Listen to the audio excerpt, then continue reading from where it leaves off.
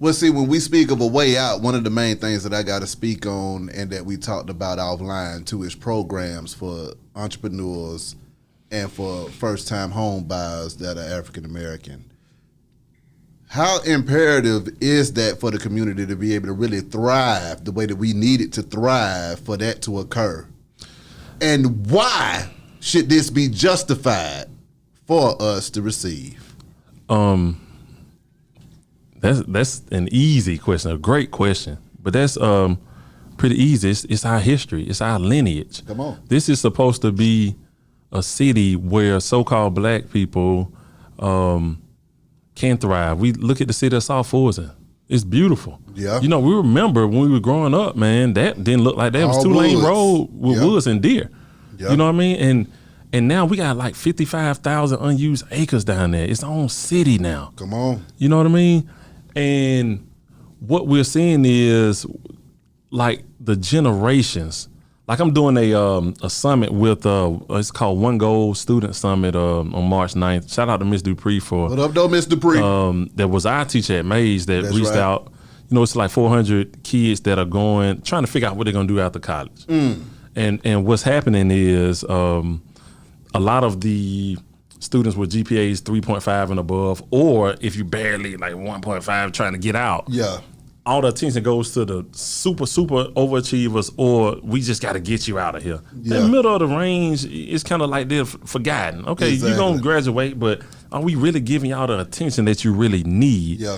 And so I'm talking about some real estate financial literacy and doing some stuff to just show them to be in the right mindset. You know, these decisions that you make at 17 will affect you at 35. Yeah. And I see when I'm dealing with these kids, it's like we're doing an injustice to them. Yeah. Because all they see is Lil Baby or LeBron. Yeah.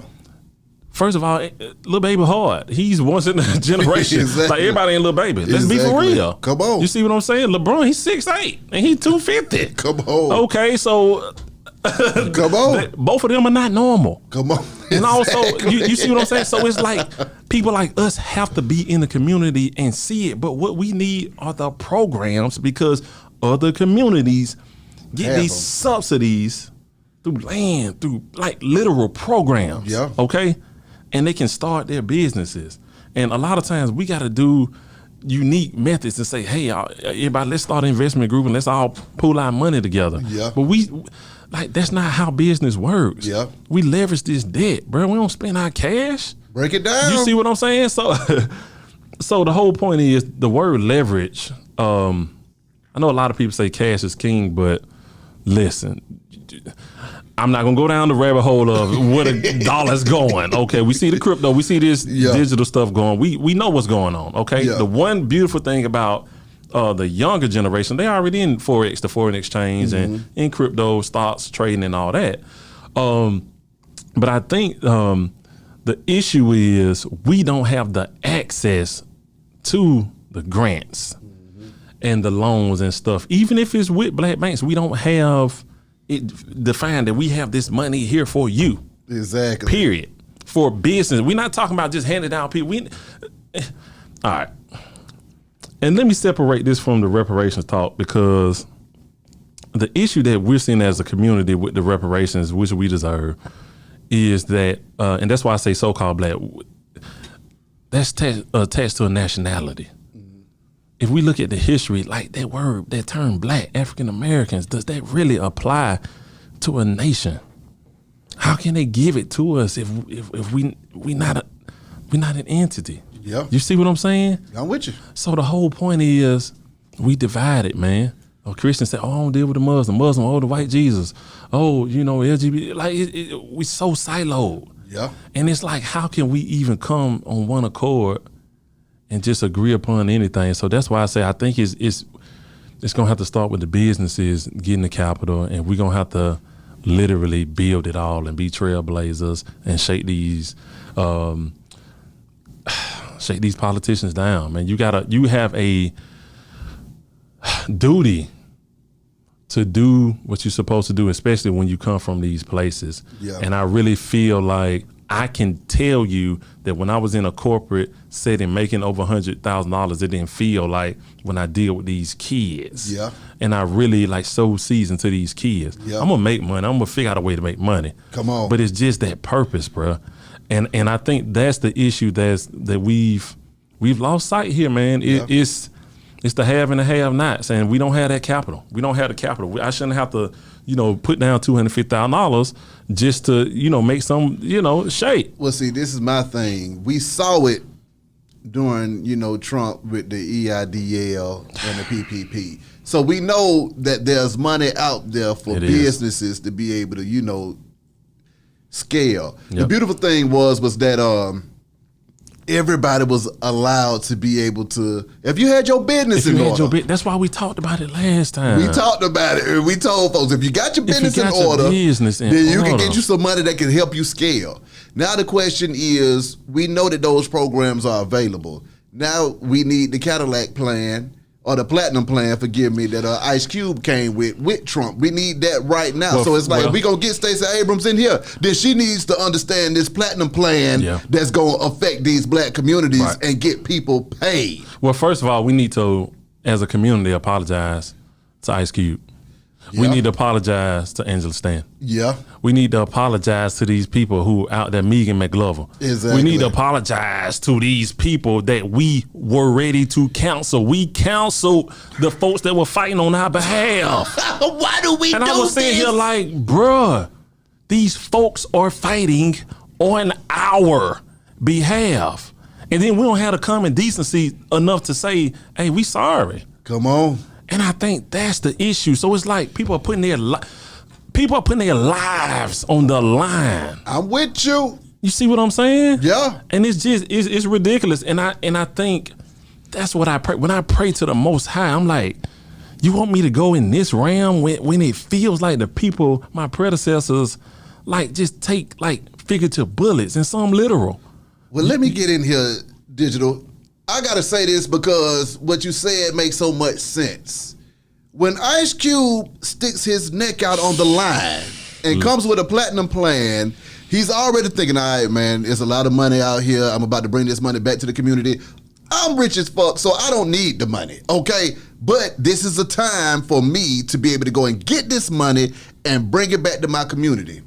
And his community turns on him for trying to get him the money. Yep. Well, people that's watching that on the side say, Cube, we told you not to do that. Yep. We told you how your people gonna act. They gonna turn on you. Yep. So now everybody's looking for a savior. Right. Where's our leader? Where's our savior? Ice Cube stood up and y'all Judas that man. Well, y'all did whatever they did to Brutus. Yep. Brutus done stabbed Julius Caesar and murdered the man. So at the end of the day, y'all gave Ice Cube hell when he was trying to save y'all, and that prevents other people from trying to do the same thing. Because it's like, I know plenty of successful people that say, hey man, I want to go back and help. I want to help people in the hood. I want to get back to my community, but them folks, they ain't gonna ride with me if I come under fire trying to help their asses. Yep. So they're gonna leave me out to dry. They're gonna leave me out to dry. And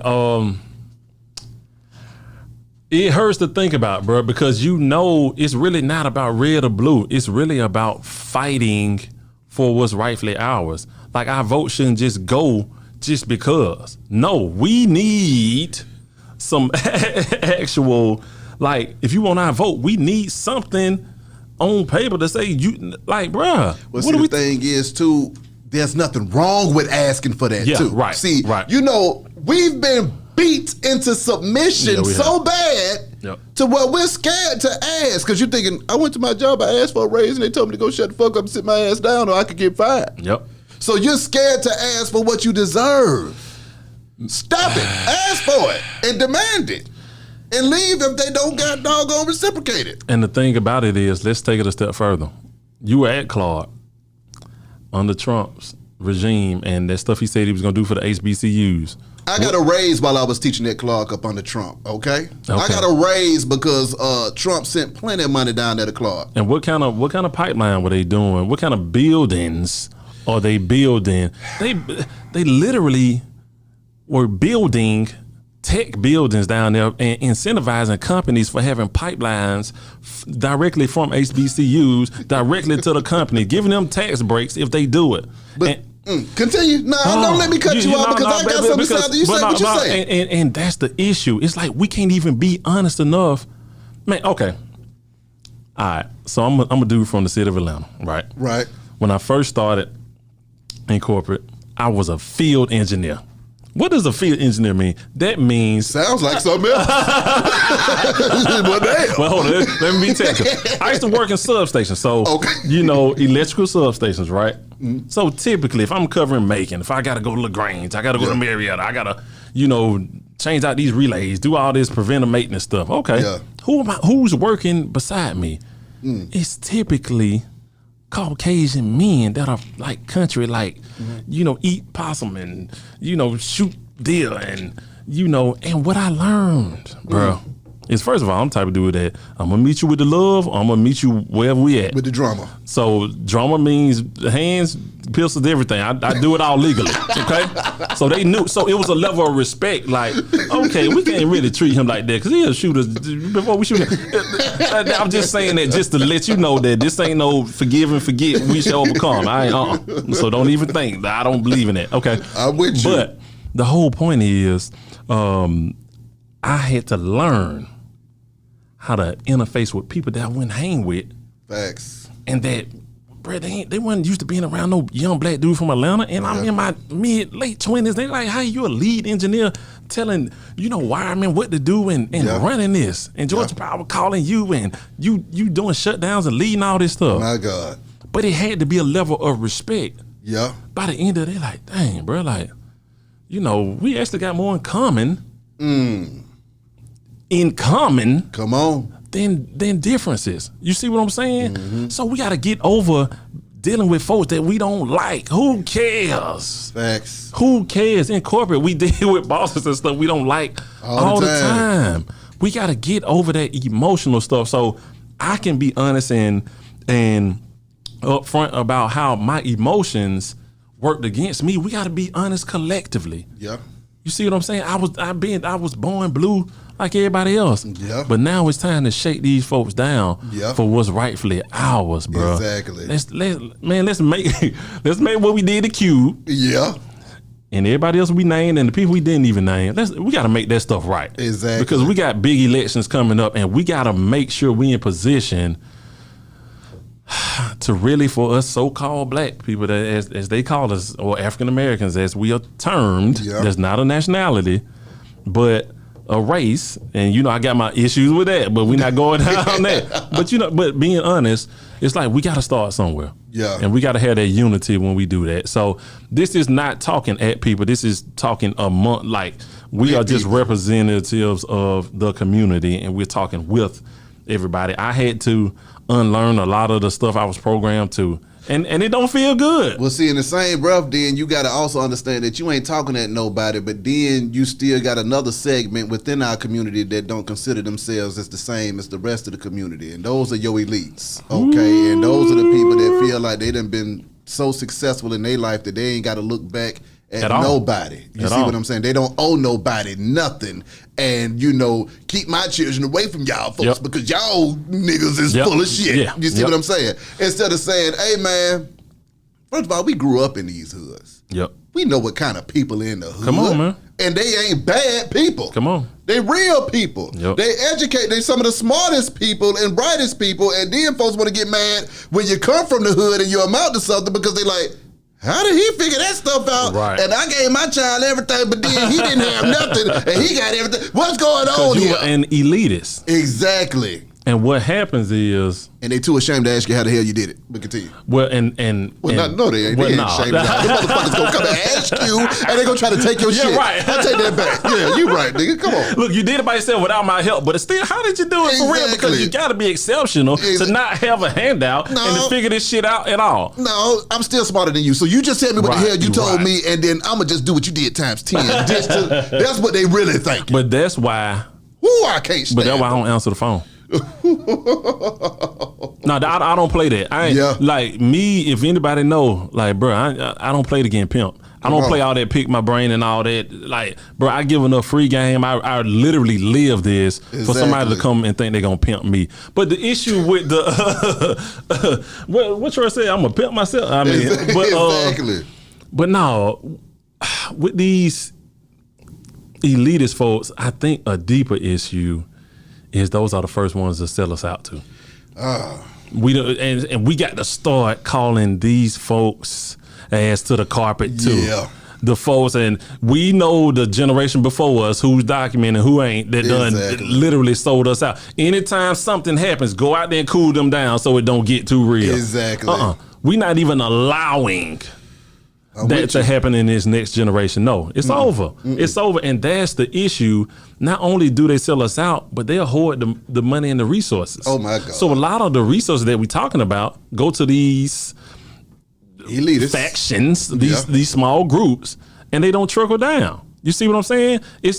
I had a mentor from Haiti, and he told me when he left Haiti, he told me the issue was, he knew people that were running the country and stuff that he grew up with, and they were living on the hill and everybody else in poverty. And that's what we seeing, and that's why we talk about Atlanta.